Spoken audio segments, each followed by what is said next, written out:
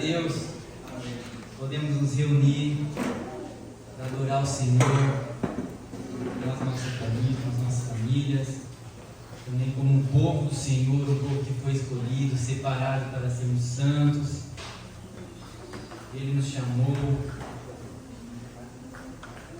Isso é motivo de gratidão ao Senhor, né, irmãos? Gratidão para um Deus tão grande, tão tremendo. Ele nos chamou para sermos filhos por adoção. Louva ao Senhor por essa verdade. Às vezes não temos a dimensão da grandeza que é sermos filhos de Deus, filhos por adoção. Éramos estrangeiros às promessas do Senhor, mas em Cristo Jesus não há judeu nem grego. Agora somos um povo do Senhor. Aquele que crê no nome de Cristo é salvo. Senhor, muito obrigado. Muito obrigado por o Senhor nos chamar, Pai, para pertencer à Tua família. Filhos por adoção, Pai. Podemos clamar, Abba, Pai. O Senhor é Deus que nos salva. Nos chamou para Ti, ó Deus, para sermos santos, ó Deus. Muito obrigado por essa verdade. Muito obrigado que somos um povo agora, que somos unidos, ó Deus.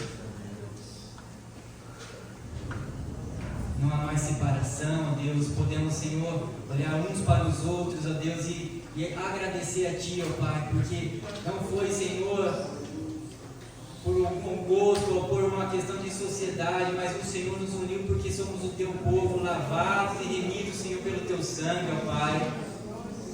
E um dia todos nós iremos nos ajoelhar diante de Ti e dizer, naquele grande dia, que só o Senhor é Deus e não há nenhum outro, e desde já nós fazemos aqui, Senhor, não há outro Deus como Tu, o Deus que nos salvou. A Ti toda a honra, toda a glória, todo louvor, ó Pai.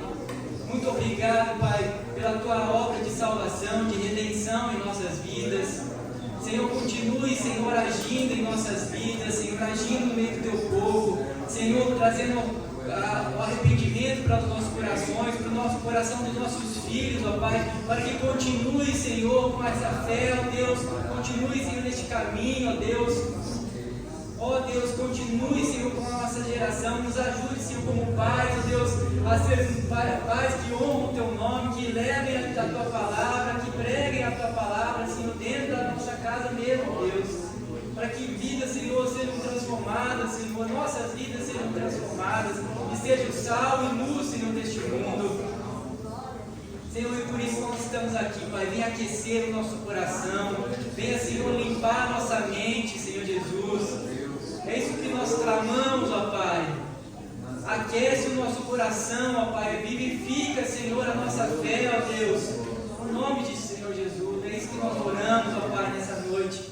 E pedimos ser conosco em cada ato deste culto, ó Pai. Seja para a honra e glória do Teu nome. Em nome de Jesus. Amém. Vamos ficar de pé, irmãos.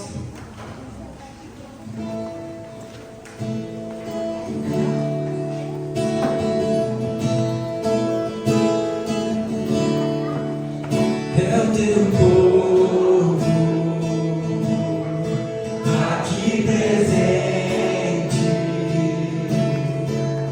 todos numa só, declarando que só Tu és grande, exaltamos Teu doce nome, pelo amor, pela cruz, por Teu Filho Jesus, pois és santo, sim, és digno de louvor e de ser adorado. És bondoso, Pai querido, dentre todas as coisas Tu és verdadeiro, Senhor.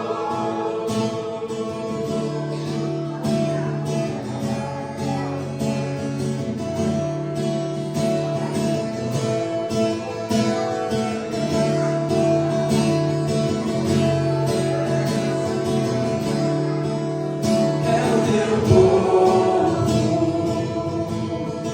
aqui presente.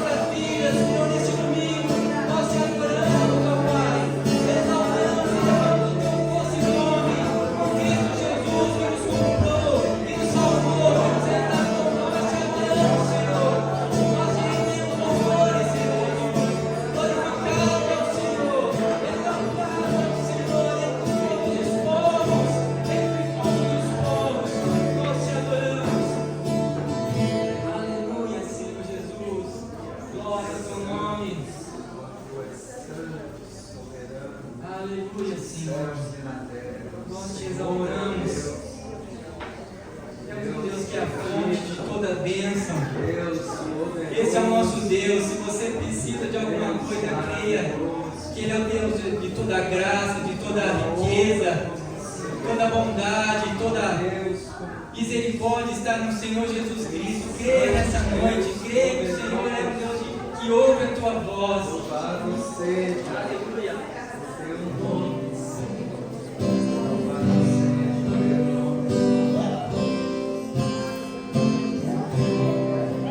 Fonte de toda bênção, vem no canto me inspirar, dons de Deus que nunca cessam, quero em alto som louvar.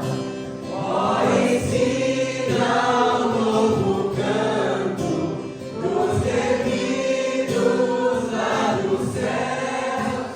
Ao Deus servo, ao povo santo, pra louvar-nos de romper.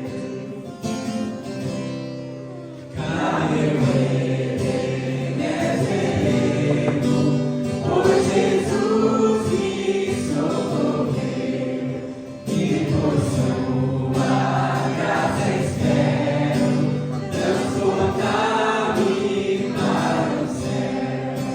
Meu perdido procurou-me, longe do meu Deus em luz, maculado e lavou-me com seu sangue, com Jesus. Devedora tua graça, cada dia em oração, meu desejo sempre faça com que eu ame a ti, Senhor. E minha alma vacilante, toma prenda com amor, para aquela distante, glorifica-te, Senhor. Eis minha alma vacilante, toma prenda com amor, para aquela distante, glorifica-te, Senhor.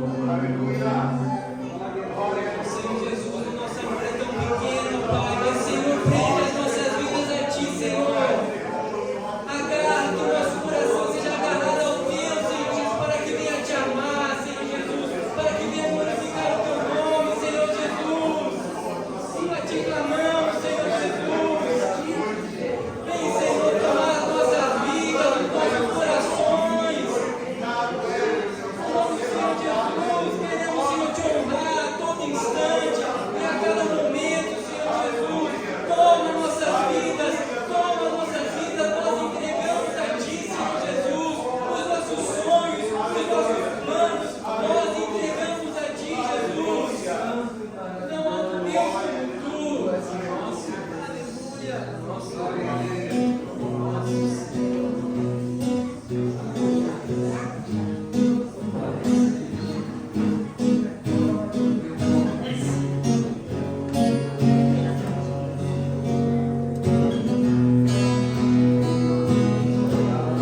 Eu olho para a cruz eu vou, o Seu sobre participar, a Sua obra vou cantar, meu Salvador, na cruz mostrou o amor do o justo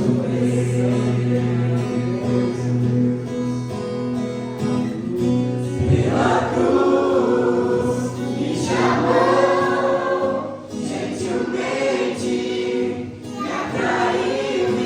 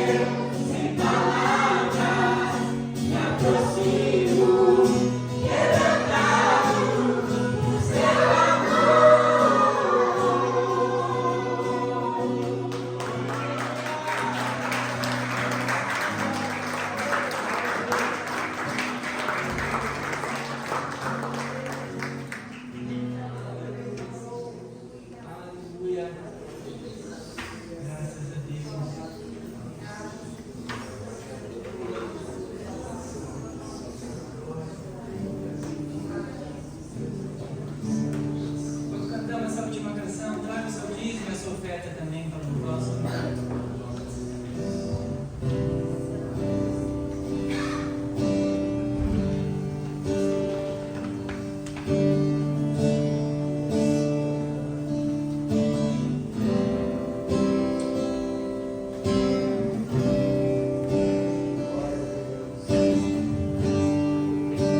O universo chora, o sol se apagou.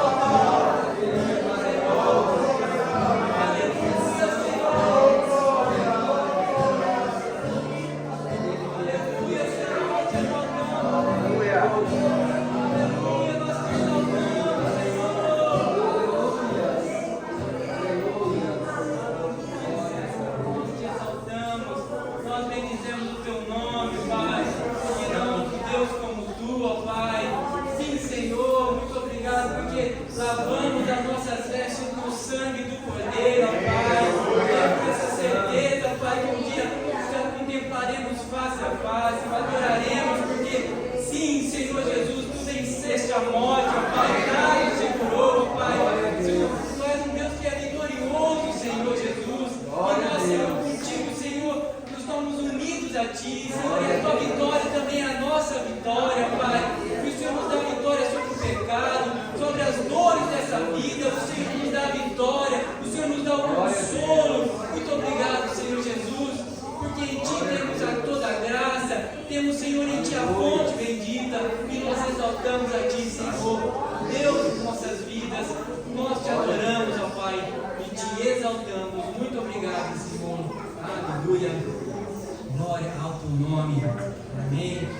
Irmãos, pode se assentar. Essa palavra, carne.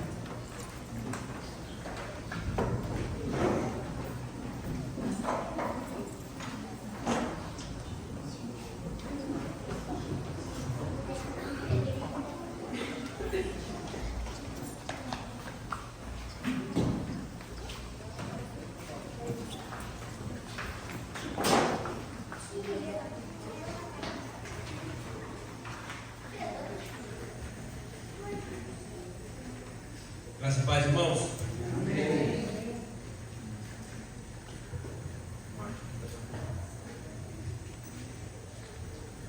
Amém. Muito bom estar aqui com os irmãos mais uma vez. Por obra da graça do Senhor, das misericórdias, estamos aqui hoje, não é, irmãos? Glória a Deus. Estou aqui hoje com um casal de amigos, irmãos em Cristo, Lucas e Laís. Está aqui, fique em pé aí, Lucas. Todo mundo te vê, Laís. A igreja depois dá um abraço deles, irmãos amigos. Eu falei que eu vinha pregar o pastor. Não você então. Eu não vim sozinho, né? Fiquei inseguro assim. Apoiado. Né? Amém. Quero convidar os irmãos a abrirem suas Bíblias no livro de Romanos, capítulo 3.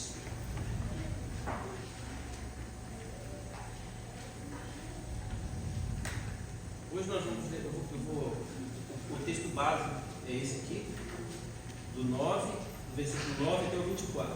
Mas nós vamos ler outros trechos da palavra de Deus, que nós podemos ficar com a Bíblia aberta, mas o texto base é esse, Romanos 3, a partir do versículo 9.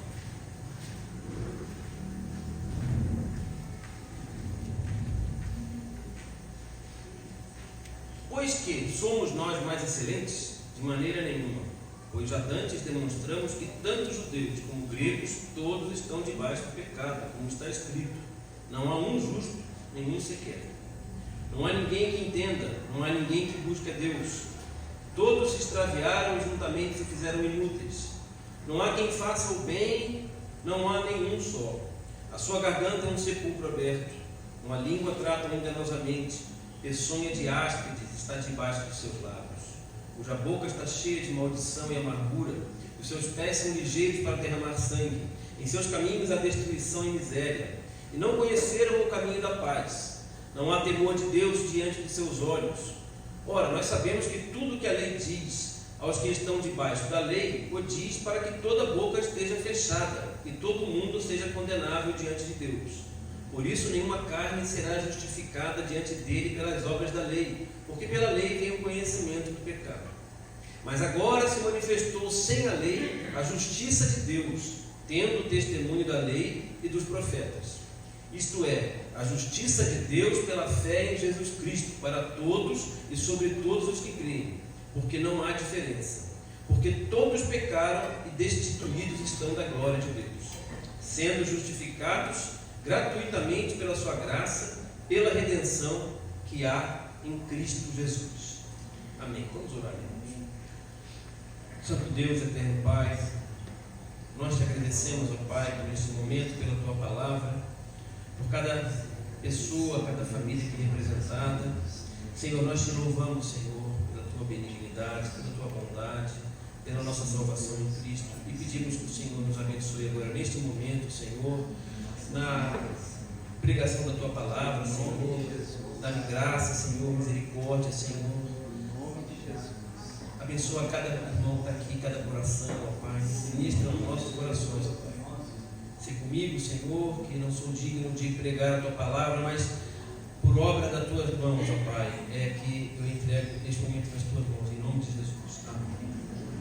Irmãos, o título da mensagem que eu preparei é A Justiça de Deus. A Justiça de Deus.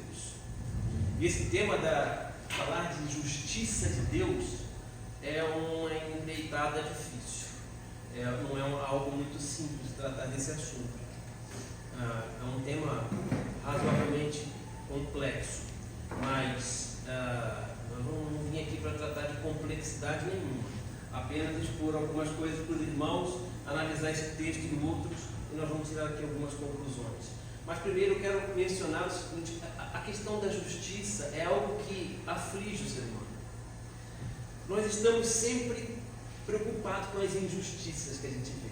Como nós nos preocupamos com injustiças, meus irmãos? Nós ligamos a televisão e a gente vê um monte de injustiça. Nós vemos injustiça oficial no Brasil, injustiças sendo realizadas por aí, injustiças do próprio Poder Judiciário, tem um monte, não é? Cada dia tem mais. A gente vê injustiça nos relacionamentos pessoais. Quantas vezes você se sentiu injustiçado por alguma coisa que você disse que não era bem aquilo que você queria dizer, e a outra pessoa ficou magoada com você e reclamou de você, uma pessoa que você gostava, e você fala: pô, ela não foi justa comigo, porque eu não disse aquilo, não foi bem isso, me interpretaram mal, coisa desse tipo do relacionamento humano. Então, nós nos vemos diante de injustiça nos relacionamentos também. Vemos injustiça na sociedade. Quantas coisas que nós vemos por aí, no meio do trabalho, da vida, que nós pensamos: poxa, mas não é justo que aconteça isso, não é justo que aconteça aquilo. É situação que ocorre com outras pessoas, e nós nos preocupamos com as injustiças.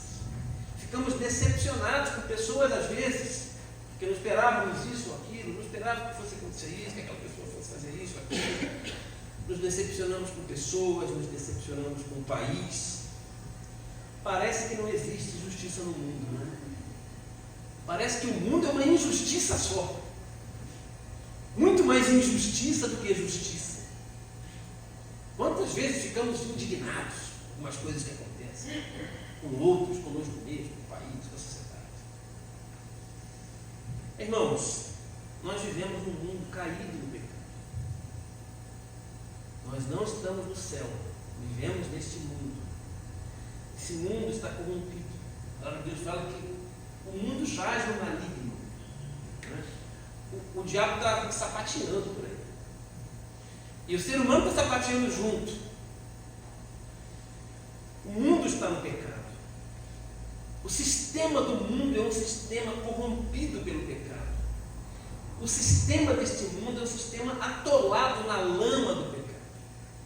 E o ser humano junto. Então, quando nós olhamos para o mundo, nós vemos muitas coisas erradas. Isso reflete em nós também, nos nossos limites pessoais. Né? Quando nós olhamos para o país, a gente não vê um país, o país não é uma igreja.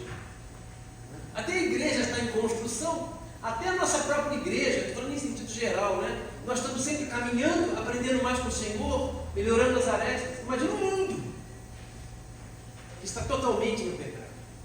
E nós somos peregrinos nesse mundo, nós não somos mais daqui. Nós vivemos debaixo dos princípios do Sermão do Monte e não debaixo dos princípios da sociedade onde a gente vive. Então a gente vê coisas, injustiças e coisas erradas e a todo instante, por causa principalmente da queda do homem, do pecado. Quando nós lemos esse texto que nós lemos aqui, do capítulo 3 de Romanos, nós vemos a situação do homem natural, do ímpio, daquele que não conhece a Deus. Olha, Paulo aqui em determinado momento, ele dá uns exemplos aqui do que é um ímpio. A garganta é um sepulcro aberto, com a língua tratam enganosamente. O ser humano ímpio, ele é terrível. Ele não tem temor a Deus. Ele não tem a ética de Deus, o padrão moral de Deus em seu coração. Ele não vive num processo de santidade, ao contrário, ele vive cada vez mais. O ímpio é aquele negócio, espiritualmente falando, é um buraco leva a outro buraco. Um pecado leva a outro pecado pior ainda.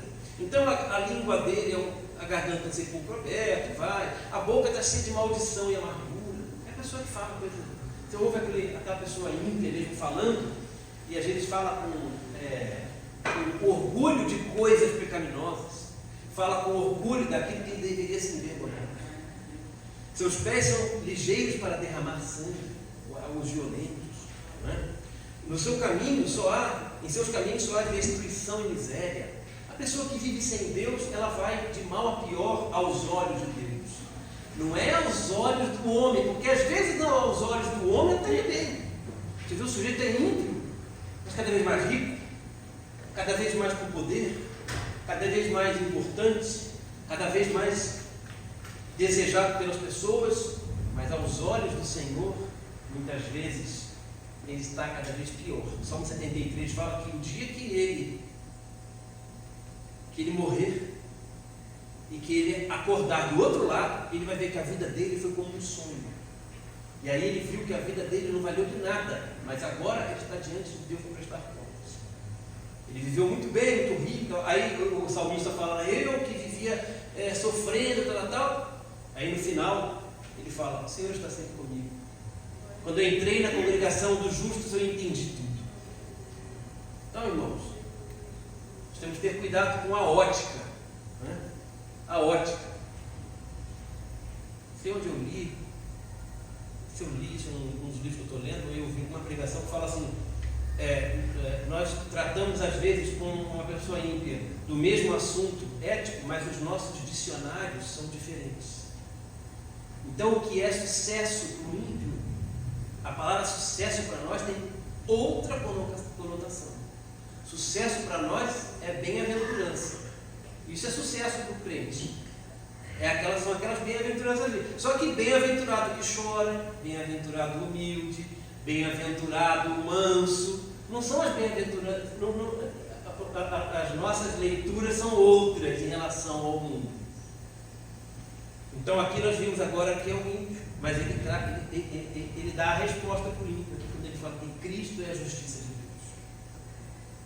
E quando nós vemos aqui a situação do ímpio, nós nos lembramos que nós temos que ter cuidado. Quando a gente vê, nós que somos crentes, que fomos perdoados, que tivemos os nossos pecados perdoados, nós que estamos agora na congregação do Senhor, no aprisco do Senhor, como ovelhas de Jesus, nós temos que ter muito cuidado na forma que a gente olha, como a gente olha o pecado do irmão, quando a gente detecta um pecado do irmão. Porque nem o irmão é perfeito, nem eu. Nenhum de nós é perfeito, nenhum de nós está isento de cometer um pecado. E quando nós vemos um pecado do irmão, nós temos que ir lá para Gálatas 6. Gálatas 6:1.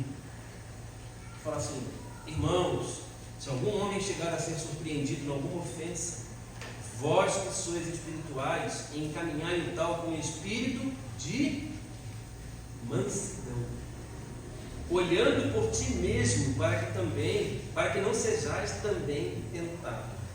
Então, quando nós lemos aqui em Romanos o que é o homem natural, nós vemos quem nós somos originariamente. Originariamente somos aqui, estamos aqui no Romanos 3. É dali que a gente saiu. Mas, quando nós tivermos o corpo glorificado, nós não cometeremos mais pecado nenhum. Na glória não vai ter pecado. Mas até lá, nós estamos na presença do pecado. O pecado não domina mais a nossa vida. Mas, nenhum crente pode falar assim, eu não peco mais. Porque a palavra de Deus fala que se ele falar isso, ele está mentindo. O que João falou. Mas, então, quando eu olho para o irmão e vejo um aspecto do seu caráter que ainda não está tratado, um pecado que ele cometeu, alguma coisa que ele tem feito que eu vejo a Deus, a gente tem que ter cuidado com isso, porque nós também temos os nossos defeitos, nós também temos os nossos pecados a serem tratados. Então a gente tem que ter cuidado, né? Está sempre lembrando disso. Podemos falar aqui da situação do ímpio, nos achando que nós estamos numa categoria, né? De fato, o crente, o convertido, o filho de Deus, aquele que é salvo, a Bíblia fala que ele está sentado nas regiões celestiais, mas eu não posso deixar que isso entre no meu coração e crie no meu interior um sentimento de superioridade. Porque o que Jesus nos ensinou? Quem quiser ser o maior, que seja o menor. E o apóstolo Paulo fala também que eu tenho que olhar para o outro como sendo superior a mim. Tem que achar que o outro, eu tenho que ter certeza, a convicção que o outro é maior que eu. Então, se eu vejo um pecado nele, eu tenho que ajudar. Eu posso até ter que tratar daquele pecado junto com ele numa situação de liderança, por exemplo, né? Ou se não for uma situação dessa, eu tenho que orar por ele, ajudar, mas nunca me sentir maior que ele por causa disso. Todos os textos do Novo Testamento, pelo menos vou dar dois para vocês, o de Efésios e de Colossenses, que falam da unidade da igreja, sempre falam de mansidão, longanimidade, temperança. Sempre o apóstolo Paulo usa essas palavras quando trata da unidade da igreja. Quando nós tratamos de relacionamento dentro da igreja, a base do relacionamento é sempre estar sentado em princípios de amor, longanimidade, temperança, mansidão, para que um se sinta maior que o outro. Então, qual é a situação do pecador? Qual é a situação do ímpio aqui diante de Romanos 3? É aquela decorrente da queda que afetou todas as áreas do ser humano. A queda, lá em Gênesis, afetou, criou um descompasso na natureza e criou um desequilíbrio espiritual terrível na vida do ser humano. Então, o que aconteceu ali? O ser humano foi contaminado pelo pecado. Um vírus entrou no nosso HD. Um vírus entrou no nosso HD. Ou, para as pessoas de mais idade, que eu posso estar falando um negócio meio estranho, o vírus entrou no HD, né? Eu também não entendo nada disso, né? Eu não entendo nada disso. Eu só sei o que estou dizendo, mas eu não sei detectar vírus nenhum, eu não sei nem passar de vírus. Né? Mas o pecado contaminou o homem. É isso. O negócio foi direitinho. Entrou um vírusinho lá, e agora o homem, o que aconteceu? O homem ele foi criado segundo a imagem de Deus. Agora, aquela imagem de Deus nele ficou distorcida. Ficou distorcida. O homem tem algumas características de Deus, mas a imagem de Deus, a santidade de Deus e muitas outras coisas foram distorcidas. Então, as coisas passaram a não andar bem mais. O homem entrou no pecado. Mas a notícia boa é que se o mundo vive numa injustiça, Deus continua o mesmo. Deus não mudou. E a justiça de Deus agora se revela em Cristo. Em Cristo. Olha o versículo 21 aqui do capítulo 3. É a força de expressão. Versículo 21. Mas agora se manifestou sem a lei a justiça de Deus, tendo o testemunho da lei e dos profetas. De quem Paulo está falando aqui? De Jesus. Ele é a justiça de Deus. E como nós recebemos essa justiça? Como eu posso ter a justiça? Eu que vivia, eu que sou um pecador ímpio, nasci num mundo contaminado pelo pecado, a imagem de Deus está distorcida em mim, porque eu sofri as consequências da queda de Adão, de Eva. Eu sou um pecador, nascido no pecado e condenado, e agora eu creio que Jesus é a justiça de Deus. Como eu recebo isso? O capítulo 1 vai dizer que é pela fé, que é 1, 16 e 17. Porque não me envergonho do Evangelho de Cristo, pois é o poder de Deus para a salvação de todo aquele que crê, primeiro do judeu e também do grego, porque nele se descobre a justiça de Deus de fé em fé, como está escrito, mas o justo viverá pela fé. Pela fé nós recebemos a justiça de Deus. Pela fé eu agora tenho em mim de volta comunhão com Deus que eu tinha perdido, e eu tenho a justiça de Deus na minha vida. Eu sou justificado, né? Irmão, se Deus aplicasse a justiça do homem para a humanidade, se nós quiséssemos que Deus fosse justo nos moldes da nossa justiça, todos nós estaríamos condenados. Todos. Nós só fomos salvos porque a justiça de Deus é Cristo. Vou explicar isso melhor. Porque sabe o que o ser humano entende por justiça? Desde os romanos que criaram o direito, lá atrás, o ser humano entende a justiça como dar a cada um o que é seu. Romanos, lá, séculos antes de Cristo, eles já diziam: justiça é a vontade constante e perpétua de dar a cada um o que é seu. Se Deus for dar a cada um o que é seu, o que Deus vai dar? Juízo. Não vai sobrar um. O inferno vai ter toda a humanidade inteira, menos Cristo. De resto, todo mundo seria ido para o inferno. Por quê? Porque se Deus fosse dar a cada um o que é seu, Ele ia dar a resposta devida para o pecado de cada um. Porque ninguém, não existe um, não é? Como nós lemos aqui, não existe um que não tenha pecado. Mas sendo Jesus o único justo e perfeito, a sua condenação na cruz pagou o preço do pecado a todo aquele que nele crê, para que Deus pudesse dar salvação ao ser humano. Ele mandou Jesus para que pagasse o preço do meu e do seu pecado. Nós não teríamos como pagar. Eu não posso pagar o preço do pecado do Juninho, porque eu tenho mais pecado que ele. O que vai adiantar para ele? Eu vou morrer na cruz, vou sofrer tudo aquilo e vai ser condenado, eu e ele. Porque eu não tenho. Quem sou eu perante Deus? Mas ele morreu no meu lugar. Mas ele é igual a você? Não está adiantando nada. Precisava de um perfeito, que não merecesse a cruz. O próprio Filho de Deus. Esse vai à cruz. A Bíblia fala que Deus importou, quis moê-lo na cruz, porque Deus aplicou a ira dele a toda a humanidade, todinha em Cristo, ao ponto dele se separar do Pai. Por isso que ele falou: Pai, por que me desamparaste? Naquele momento ele se separou de Deus, porque ele se tornou, todo o pecado foi imputado nele naquele momento. E é por isso que nós chamamos Cristo de Senhor e Salvador. Por esse motivo que nós falamos que Ele é nosso Senhor, Ele é nosso Salvador, por ter sofrido na cruz o pecado que era seu e meu. Por isso, eternamente nós vamos falar que Ele é o nosso Senhor e o nosso Salvador.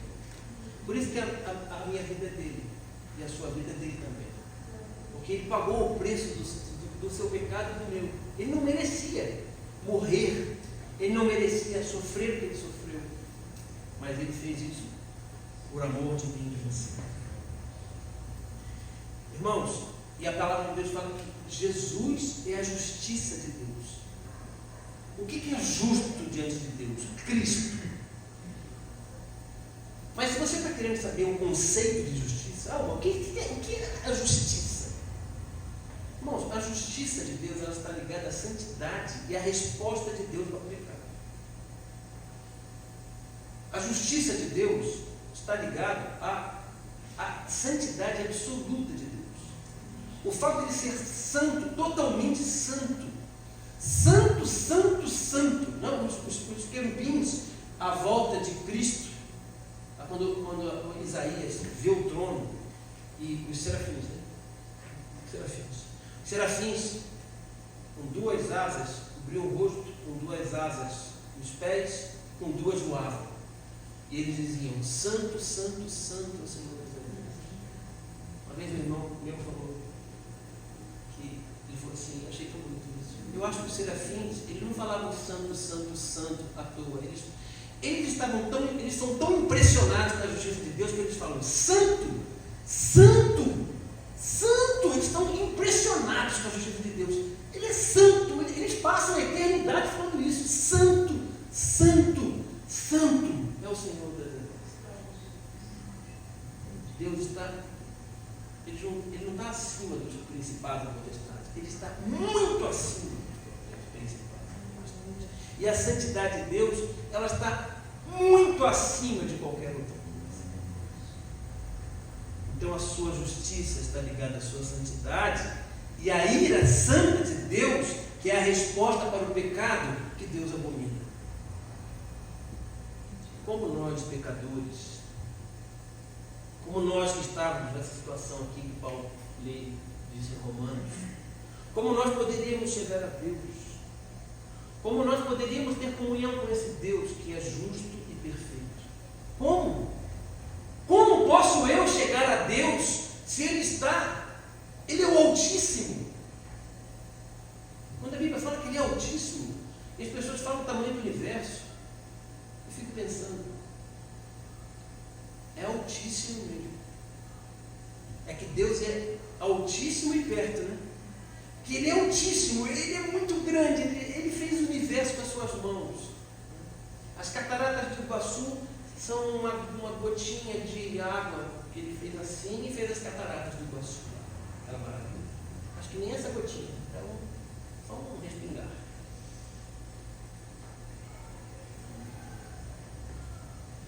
Mas Ele está perto de nós. Quando nós oramos, dobramos nosso joelho. Quando nós fechamos nossos olhos, levantamos nossas mãos, louvamos, nós sentimos Ele tocar no nosso coração. E Ele está perto de nós. E nós sentimos o calor do Espírito Santo, o constrangimento do Espírito, tocando em nosso coração, nos movendo a fazer assim, fazer de outra forma, dizer isso, pedir perdão, abrir a boca, cantar louvores. Nós temos comunhão com o Senhor.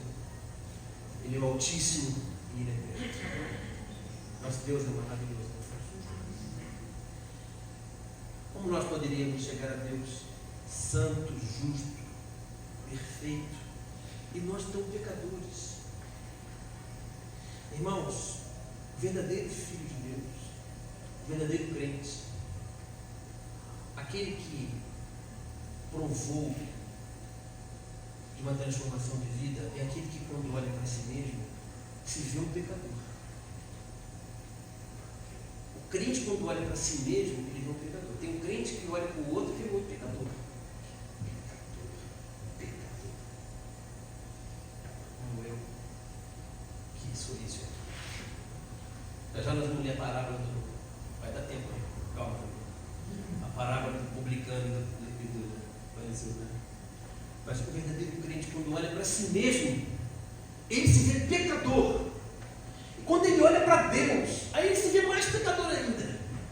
Aí ele se arrepende dos seus pecados, ele recebe o perdão, mas ele nunca se vê perfeito. E quanto mais ele se achega a Deus, mais ele vê a condição dele. Mas quando Deus olha para essa pessoa, ele vê Cristo, né? Não é que Deus está sem óculos. Não é que Deus perdeu a noção do que ele está vendo. Ele é Deus. Mas Ele nos vê pelo sangue de Jesus. Ele nos vê com a ótica de Cristo. Quando Deus me vê e te vê, nós que fomos perdoados, que fomos salvos em Cristo, Deus nos vê e vê a cruz, Jesus na cruz, Ele nos vê junto, Senhor. Ele nos vê na cruz. Então, Ele nos vê por meio dos méritos de Cristo. Então é por isso que a justiça de Deus se aplica a mim. Então o mundo é injusto, meu filho, no começo, está tudo errado.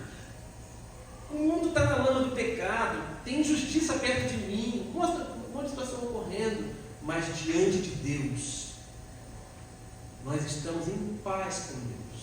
Em paz com Deus por causa do sangue de Jesus que se aplica na nossa vida. Amém? Amém. Diante disso, caminhando já para o fim. Sempre falo para vocês, não confiarem no pregador quando ele fala que está no final. Não é isso. Mas nós temos duas justiças: a justiça de Deus e a justiça do homem. A justiça do homem e a justiça de Deus. Como eu disse para vocês, eu quero. Primeiro, Jesus falou no Sermão do Monte que se a nossa justiça não exceder a dos fariseus, de modo nenhum poderíamos entrar no reino dos céus. Muita gente confunde isso. Por que a minha justiça tem que exceder a dos fariseus? Ou seja, o que Jesus está dizendo aí? Se a tua justiça for a justiça do fariseu, você está condenado.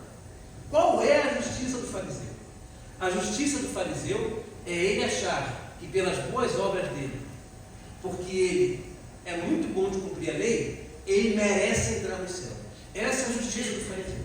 O fariseu achava que tinha direitos, ele achava que ele era um bom cumpridor da lei, que ele fazia tudo direitinho, que ele cumpria a lei à risca. Então ele era tão disciplinado, ele era tão obediente à lei, que ele se achava perante os outros. E ele até subjugava os outros, porque os fariseus faziam isso com o povo. Fizeram isso até com Cristo, né? Eles se achavam melhor que Jesus. Então, se a sua justiça não exceder do fariseu, você não tem justiça nenhuma perante Deus, porque isso não é justiça perante Deus. Justiça perante Deus é Cristo. Por quê? A minha justiça não é a minha justiça, é a justiça de Cristo.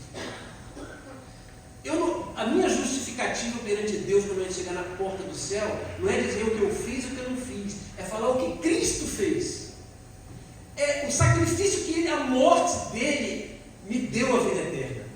Por mim mesmo, a hora que eu chegar, eu vou chegar na porta do céu, vai ter um anjo e falar assim: por que você quer entrar? Eu falo assim: eu não mereço entrar, mas Jesus morreu por mim. O anjo fala assim: pode entrar. Se alguém chegar lá e falar assim: eu preguei lá na Igreja Batista de Petrópolis, um tempão lá, o anjo vai olhar: sinto muito, mas não está escrito aqui que isso aí te dá direito de entrar, não. Mas eu também fiz isso outro. O anjo vai olhar lá: isso aqui também não está. Você não está autorizado por esse motivo a entrar aqui. Você pode ficar um dia inteiro lá com o anjo falando coisa que você fez de bom, também as de ruim você não vai falar, né? Só vai falar as boas, né? Você não vai entrar. Vai se falar: foi o sangue, a graça e o sangue de Jesus. Não, vai daí, tá? Poxa, fica à vontade aí. Então a nossa justiça é Cristo. Os méritos são dele. Nós não temos motivo nenhum para achar que podemos ser salvos. Ao contrário, o crente, ele vai passar a vida inteira dizendo: como que eu, Senhor, me amou? Eu não sou digno, eu não mereço. Nós nos conhecemos, né, irmãos? Ninguém lê nossos pensamentos, ainda bem, porque nós sabemos que nós somos pecadores. A gente sabe como a gente é ruim. Eu sei o quanto eu sou mau. Quando eu olho para a minha vida inteira, como eu queria voltar no tempo para consertar um monte de coisa, mas não dá mais. Às vezes eu lembro de um negócio assim, uma coisa que eu falei há 30 anos atrás, eu tenho esse negócio. Meu Senhor, me perdoa que eu falei aquilo, que eu fiz isso, fiz aquilo outro, tal. Há 30 anos, há 30 dias, há 3 minutos. A gente tem que estar sempre. O crente tem que pedir perdão toda hora, a todo tempo. Então, se a justiça do fariseu são as boas obras, a do crente é Cristo. É Cristo. Vamos dar uma olhadinha lá em Lucas 18. Lucas 18, 9 e 14.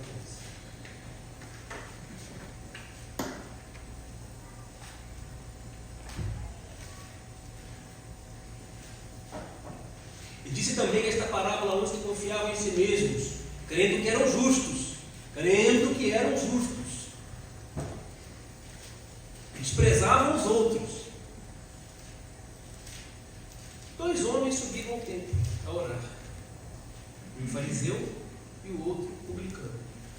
O fariseu, estando de pé, orava consigo desta maneira: ó Deus, graças te dou, porque não sou como os demais homens, roubadores, injustos e adúlteros, nem ainda como este publicano. Jejuo 2 vezes na semana e dou os dízimos de tudo quanto possuo. Não é perfeito, né? O publicano, porém, estando em pé de longe, nem ainda queria levantar os olhos ao céu, mas batia no peito, dizendo: ó Deus, tem misericórdia de mim, pecador. Digo-vos que este desceu justificado para a sua casa e não aquele, porque qualquer que a si mesmo se exalta será humilhado, e qualquer que a si mesmo se humilha será exaltado. Irmãos, nós temos que ter muito cuidado com isso. O se achômetro.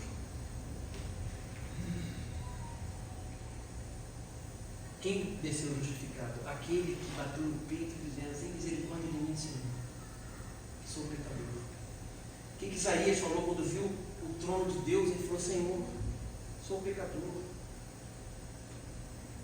de impuros lábios, e vive com um povo de impuros lábios. O que Pedro disse para Jesus quando Jesus fez aquela pesca maravilhosa lá no começo? Senhor, você afasta de mim, que eu sou pecador. Quando estamos diante de Deus, o nosso pecado, ele floresce em nós. Não floresce no bom sentido, no mau sentido, no sentido de ele. A gente nota o quanto a gente peca. Mas é para purificação, né, irmãos? Você não está diante de Deus para ficar contemplando o seu pecado. Você está diante de Deus para você ter convicção do pecado, para deixar o pecado. Né? O que João Batista está falando? Que Jesus é o Cordeiro de Deus que tira o pecado do mundo. Ele tira o pecado. Jesus é o único que tira o pecado. Uma vez um irmão meu, que hoje ele é crente, ele falou: não posso me converter porque eu tenho pecado. Eu falei para ele: mas exatamente aí que está o ponto. Jesus já tirou o seu pecado. E tirou. Muitos anos. Ao contrário dos fariseus e do fariseu publicano, nós temos, não posso deixar de ler esse trecho aqui em Efésios, capítulo 2, 8 e 9. Efésios 2, 8 e 9. Porque pela graça sois salvos, por meio da fé. E isso não vem de vós, é dom de Deus. Não vem das obras, para que ninguém se glorie. O fariseu está achando que por ele ter todos aqueles predicados que ele acha que ele tem, ele citou algumas virtudes, mas ele esqueceu de falar do monte de pecado que ele comete. Né? Se eu vier aqui falar bem de mim, eu vou falar um monte de coisa bonita, mas não vou falar as coisas ruins, aí eu vou ficar quieto. Né? É assim que o ser humano é. Né? Então o fariseu foi lá, se exaltou, falou para Deus que ele merece, para todo mundo ouvir, mas a salvação não vem das obras, para que ninguém se glorie. É pela graça que a gente é salvo. Nós não merecemos a nossa salvação. Em nada nós merecemos. E por que Deus nos escolheu? Porque Ele quis. Foi obra da sua própria vontade que Ele fez. Irmãos, a justiça do homem, o Paulo chama de trapo de imundícia. Não serve para nada. É um pano de chão sujo. É um trapo de imundícia. É a nossa justiça. Para Deus, ela não serve para nada. Ela não serve para nada, a minha justiça e a sua justiça. A única coisa que serve na minha vida é Cristo. Quando eu tinha uns 16 anos, mais ou menos, 15, deixa eu me lembrar, bem a minha idade, uns 15, 16 anos, eu era da igreja, uma igreja batista, mocinho, filho da igreja lá e tal. Eu tinha um amigo mais velho que ele não era meu discipulador oficial, mas Deus colocou aquele moço para me discipular. Ele já tinha mais de 20 anos, era um jovem, ele estava em Bauru fazendo uma pós-graduação na USP, na Odonto, e ele era muito crente, chama Josué. Ou ele é missionário na pós, né, para Odonto, que é o nome executivo dele. E ele era meu amigo, mas ele, na prática, ele me discipulava. Eu me lembro uma vez que eu falei para ele: se a conversão for do jeito que você está dizendo, eu vou morrer. Eu disse isso para ele. Não é que eu penso isso hoje, irmão. É aquele menino de 15 anos que falou aqui. Falei para ele: então eu vou morrer. As minhas características, a minha personalidade, verdade, vai tudo por água abaixo? Ele falou, Irmão, gente, eu depois que eu fui ver aqui, eu relutei. Hoje eu vejo, eu não era convertido naquela época. Tanto que eu não estava nem aceitando o que ele estava dizendo para mim. Eu era membro da igreja, hein? Olha, naquela época ali, eu era líder dos jovens. E ele falava isso. Aí, depois, quando eu fui entender o Evangelho, e hoje, como que a gente ora? Senhor, mata o eu que está em mim. O meu problema na vida sou eu mesmo. Eu tenho que ter cuidado, não é com o outro, é comigo. O que João Batista falou? Que ele cresça e eu diminua. E Paulo falou que Cristo vive em mim. Eu morra, Senhor. Porque se eu deixar eu nas minhas mãos, eu vou fazer bobagem. E eu vou me perder. O que Jesus falou? Sem mim, nada podeis fazer. Então, a nossa justiça, irmãos, é trapo de imundícia, não serve para nada. Aquilo que você acha que tem de bom em você, se você estiver vendo certo, não é você que é esse de bom aí, é Cristo na sua vida, tendo misericórdia de você e de mim. Mas a justiça de Deus,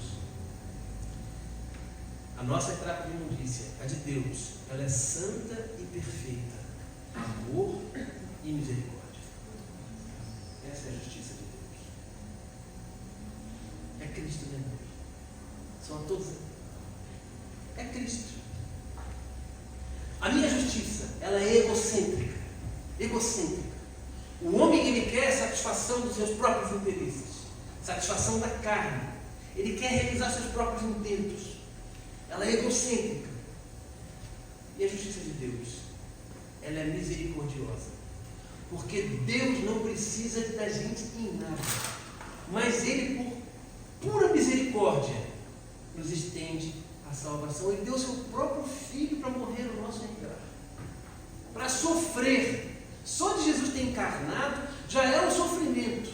Ele saiu da sua glória para andar aqui no sol, ficar suado, sofrer, ser esbofeteado, morrer na cruz. A nossa justiça é egocêntrica, a de Deus é misericordiosa. A nossa justiça é insuficiente para a salvação. Por mais que você faça, nada do que você faça é suficiente para te salvar. Nada que você construa, nada que você faz para Deus na igreja vai te salvar. Nada que você faz para o mundo. Eu posso pregar no estado do Noroeste todo domingo, o estado inteirinho se converter por um ano inteiro. Eu não tenho direito de ser salvo por causa disso. Minha justiça vai continuar sendo trapo de imundícia. A nossa única justiça é Cristo. É Cristo na nossa vida. Cristo é a justiça de Deus. É a nossa única tábua de salvação. Irmão, se tudo der por água abaixo, se nós entrarmos numa perseguição. Quando eu era criança, eu ouvia falar, um dia os crentes vão ser perseguidos. Falei, isso está tão distante, já não está tão distante.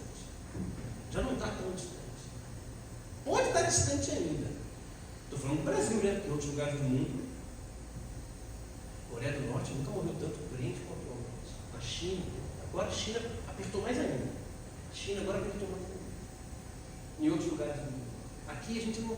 Estamos aqui, de portas abertas aqui, pregando, falando, cantando, orando. Mas um dia, irmãos, se para a nossa geração ainda fomos perseguidos por causa do Evangelho. Eu ouvi certa vez um pastor dizendo, calma, o máximo que eles podem fazer conosco é nos matar. O máximo. O máximo que eles vão poder fazer conosco é nos matar. Mas nós temos o Senhor.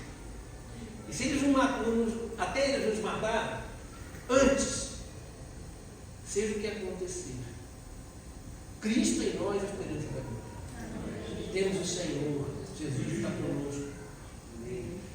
Você fala do meu netinho pequenininho, outro dia eu estava num lugar com ele meio escuro assim, que era num sítio aí ele falou assim, vovô, não tem medo do escuro. Quando ele viu escuro, né? Na minha casa, quando minha mãe apaga a luz, eu não fico medo do escuro, porque Jesus está comigo. Jesus está comigo. Irmãos, não tenhamos medo do escuro. Estou falando agora para adultos, né? Não é o escuro. Jesus está conosco.